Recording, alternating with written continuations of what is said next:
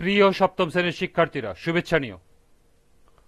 আজকে আমি তোমাদের বিজ্ঞান অনুশীলন বইয়ের অষ্টম অধ্যায় ভূমিকম্প ভূমিকম্প এর ৮০ পৃষ্ঠা সমাধান করে দেব।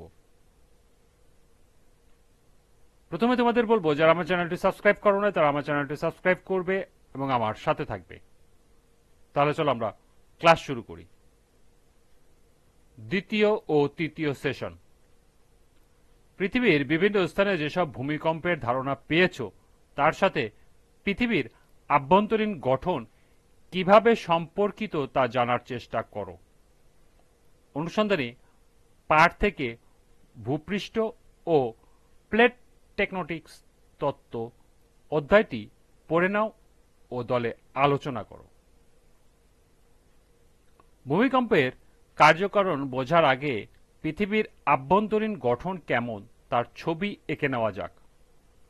চাইলে তোমরা ছবি আঁকার বদলে আভ্যন্তরীণ গঠনের মডেলও তৈরি করতে পারো।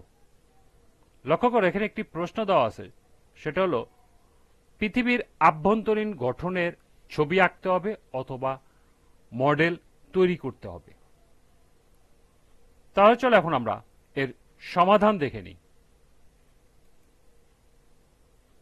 পৃথিবীর আভ্যন্তরীণ গঠনের মডেলের নমুনা।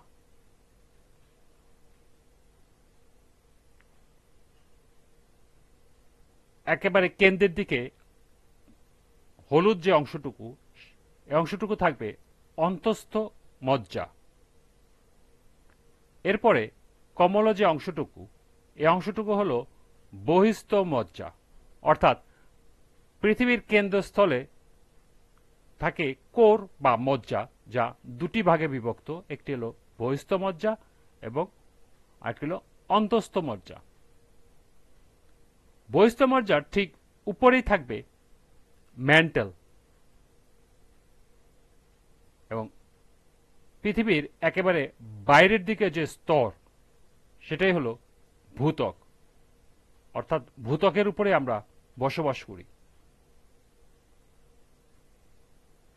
এবং তুমি চিত্রটি আঁকার পরে বা মডেলটি তৈরি করার পরে তার ছবি লেখার নিচে অবশ্যই চিত্রের হিসাবে লিখে দিতে হবে পৃথিবীর আভ্যন্তরীণ গঠনের মডেল। অর্থাৎ তুমি চিত্রটা কিসে রাখলে তার নিচে সংক্ষেপে লিখে দিতে হবে।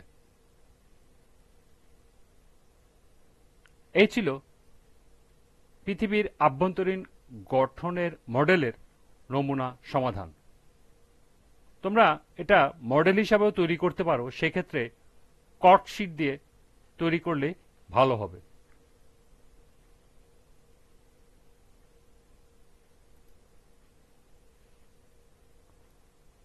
তোমার আঁকা ছবি বা মডেল অন্যান্য সহপাঠীদের দেখাও। তোমার মতামত শ্রেণীকক্ষের সকল শিক্ষার্থীর সামনে উপস্থাপন করো। টেকটনিক প্লেটগুলো কেন নাড়াচাড়া করতে পারে তা চিন্তা করো। বিষয়টি স্পষ্টভাবে উপলব্ধি করার জন্য একটি পাত্রে পানি নিয়ে তাতে কোনো অর্ধ ভাসমান কঠিন পদার্থ স্থাপন করে পর্যবেক্ষণ করো। তোমার ধারণা পাশের সহপাঠীর সাথে আলোচনা করো। প্লেটগুলোর নাড়াচাড়া বা স্থানান্তরের ধরন কি কি তা অনুসন্ধানী পাঠ থেকে পড়ে নাও। টেকটনিক প্লেটগুলো স্থানান্তরের ধরনের চিত্র অঙ্কন করো। এখানে একটি টেকটনিক প্লেটের চিত্র দেওয়া আছে, এই চিত্রটা বাসায় ভালো করে দেখে নিও। আজকের ক্লাসটি এ পর্যন্তই। পরবর্তী ক্লাসে ৮১ পৃষ্ঠা থেকে সমাধান করে দেব। সবাইকে আবারও বলছি, যারা আমার চ্যানেলটি সাবস্ক্রাইব করে না তারা আমার চ্যানেলটি সাবস্ক্রাইব করবে এবং আমার সাথে থাকবে। সবাইকে আবারও শুভেচ্ছা জানিয়ে আজকের মতো এখানেই বিদায় নিচ্ছি। আল্লাহ হাফেজ।